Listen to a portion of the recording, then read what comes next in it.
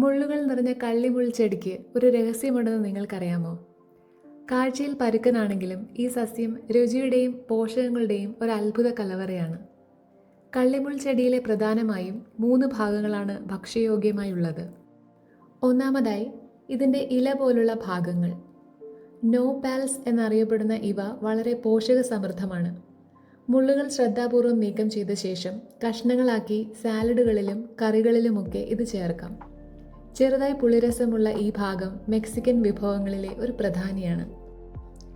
രണ്ടാമതായി ഇതിൻ്റെ നിറമുള്ള പഴങ്ങൾ. പ്രിക്കിൾ പിയർ അല്ലെങ്കിൽ ട്യൂണ എന്നറിയപ്പെടുന്ന ഈ പഴങ്ങൾ മധുരമുള്ളവയാണ്. പുറത്തെ മുള്ളുകൾ കളഞ്ഞ ശേഷം ഇത് നേരിട്ട് കഴിക്കാം, അല്ലെങ്കിൽ ജ്യൂസും ജാമും ഒക്കെ ഉണ്ടാക്കാം. മൂന്നാമതായി ചിലയിനം കള്ളിമുൾ ചെടികളുടെ മനോഹരമായ പൂക്കളും ഭക്ഷ്യയോഗ്യമാണ്. സലാഡുകളിലും മറ്റ് വിഭവങ്ങളിലും ഇവ ചേർക്കാറുണ്ട്. ഓർക്കുക, എല്ലാ കള്ളിമുൾ ചെടികളും കഴിക്കാൻ കൊള്ളില്ല. അതിനാൽ മുള്ളുകൾ പൂർണ്ണമായും നീക്കിയ ശേഷം മാത്രമേ കഴിക്കാവൂ. മുള്ളുകൾക്കിടയിലും ഒളിഞ്ഞുകിടക്കുന്ന സ്വാദും പോഷകങ്ങളുമാണ് കള്ളിമുൾ ചെടിയുടെ ഏറ്റവും വലിയ അത്ഭുതം.